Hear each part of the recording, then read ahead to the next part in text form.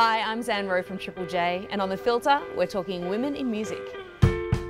So, a couple of weeks ago, Melbourne muso Jen Cloher wrote an article decrying the blokey state of the music industry. She reckons women have always made great music, but rarely get the recognition they deserve, as best-of lists and classic albums are invariably dominated by male artists time and time again. Around this same time period, the New York Times published an interactive piece making the case that women are actually doing the whole rock and roll thing better than the blokes right now. Joining me to discuss these ideas are Isabella Trimboli, who co-edits an all-female contributor music magazine called Gusher. Hi, Jess. Musician and songwriter Jess Sero, otherwise known as singer Montaigne, and reluctantly representing the rock patriarchy is Matt Coyte of Rolling Stone Australia. So in this great piece that Jen Cloher wrote for Double J, she talked about the history of music, the canon of music being dominated by men. And how do you feel about that? Do you think that that's the case, Jess? I think it probably is. I think I get duped by it a lot because when I rattle off who my classic favourite, iconic sort of front people are, it's like Freddie Mercury, Bowie, and David Byrne, and then maybe Beer. But like, it's dominated by men. Why is it? I mean, you would have written, I'm sure, plenty of best-of lists in your time, Matt. Why is it that the men are always associated with the legends of rock and roll? A lot of fandom, I think, comes from, and the traditional superfan almost comes from the teenage girl origins, where teenage girls were traditionally the most, passionate fans. There's a sexual attraction involved in it, and that might not be necessarily reciprocated by men. So they're not maybe going, oh, my favourite artists were Aretha Franklin and Stevie Nicks. And so I think women and men are both playing into that thing because of the nature of how they've grown up being a fan of music. And as that kind of, I guess that teenage girl super fandom dies off, maybe it'll change the way people won't have learnt that ingrained structure to their fandom. Interestingly, I've noticed a bit of an increase in now female front people who are being revered because of how accepted queerness is now in society. Like someone like Halsey, for example, or Bex Ridge or me, or any of those openly queer artists out there. Like, because when it comes to the sexuality thing, like young people, especially girls who are lesbians maybe, then they're confident to be out there and be like, I love this artist because I'm somewhat attracted to them. And that's sort of front women up a little bit weirdly in terms of like the focus that they get, because one's allowed to explore their passions publicly now without it being totally taboo or something like that. It's interesting that we've dived straight into sexual attraction as the point of fandom, that the reason that we love music is because we're drawn, because we want to bone the star on stage or whatever. I mean, what's your take on that, Isabella? I think that's like an assumption. Like, I think, saying that like teenage girls only like One Direction because they want to like sleep with the members, I don't think that's true. I think they really love the artists and they love their artistry and like want to support them. Obviously that sexual attraction does play into it, of course, but I like One Direction. Yeah. I hate One Direction, but I still want to bone them. Well, that's the thing, and you know what? Harry Styles has put out like a rock record, and because of his past and because his fans are predominantly teenage girls, like he'll never have like the respect that other artists have because he's got teenage fans, It's interesting though when you flip it, because I had a chat recently with Adelaida, who's a legend of Australian rock and roll, and she was talking about the fact that she never had groupies, that a lot of her mates who are men in bands had a lot of women who wanted to sleep with them, but she never felt like she had that down the front. I mean, is it different for the male fan? Are those male fans not crawling up to the front and adoring on the female fronted bands as much? Does that exist? I feel like it's like another sort of systemized repression thing where like men aren't supposed to like exhibit any behavior that is like passionate or enthusiastic. So I feel like it's just like this weird internalized paradigm where it's like you have to behave according to your dichotomous gender roles kind of thing. Whether you're a musician or a fan, it seems. Yeah, I think so.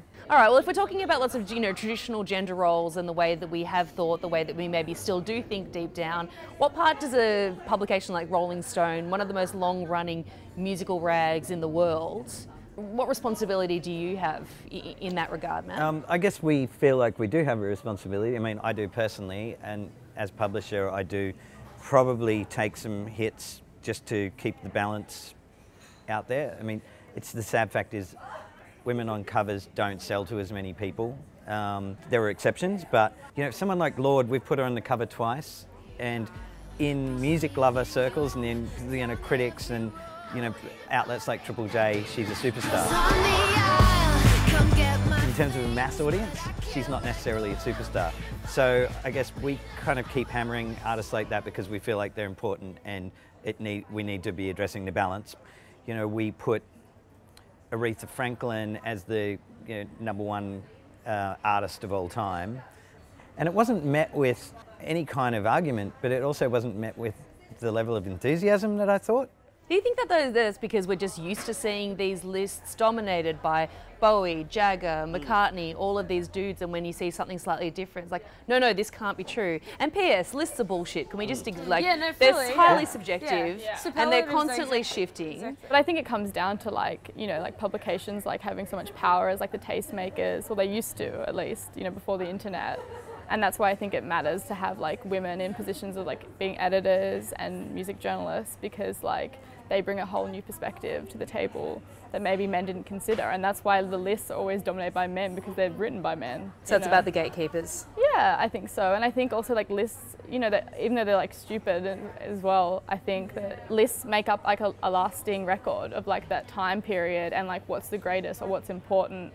And when we put men at the centre, it like, you know, pushes women to the margins and says that they're not important when they are. They're so integral to the history of music.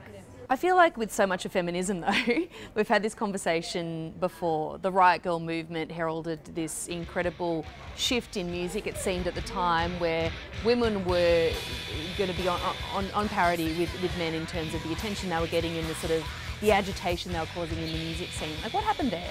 I don't know. I mean, I followed it as a journalist, and you know, we had that period of Hole and L7 and Luscious Jackson and all those amazing bands that were like at the forefront of alternative music, and it felt like that battle was kind of almost won, and then the eye went off the ball for a while and they're falling through the cracks of history. Because yeah, how we've represented history though. Like think about Nirvana, right? Like Kurt Cobain, you know, this tortured genius. Courtney Love is like not treated the same. She's treated as an opportunistic, you know, drug addict who killed her husband, you know, and like I think Hole are on par or better than Nirvana, but they don't have the same respect at all.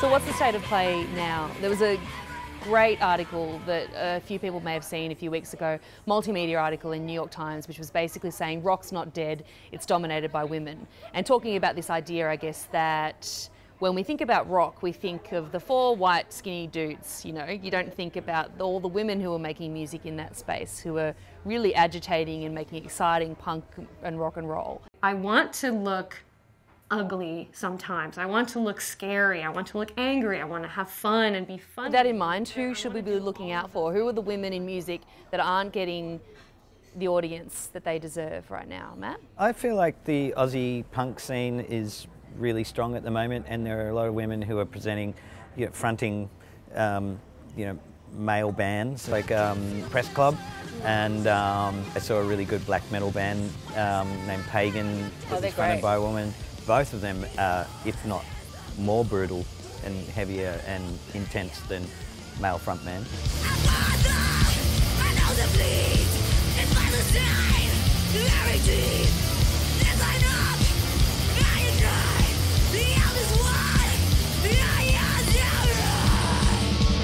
What about you, Isabella? Well, I love the Melbourne band Two Steps on the Water. They're like this sort of like folk punk band, and the lead singer June just has the most amazing like voice that just like hits you in the gut. And they've got a new album coming out. You were always on my mind. Bad blood and an early grave. Jess, what about you? Like Alexi Astronaut. My hands are cold, the shops light the way. And Vera Blue. What's wrong in reality? It feels so right in my fantasy. Oh, Semper the Great. I love her. She's such an exciting bloody act. You say and me say whatever you want. She say and he feels like the future is female.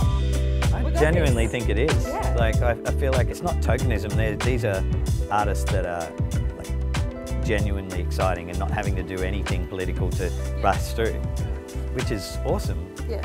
So here's hoping we're not having this conversation in 10 years' time. Bet we are. That's all right. You're so overrated.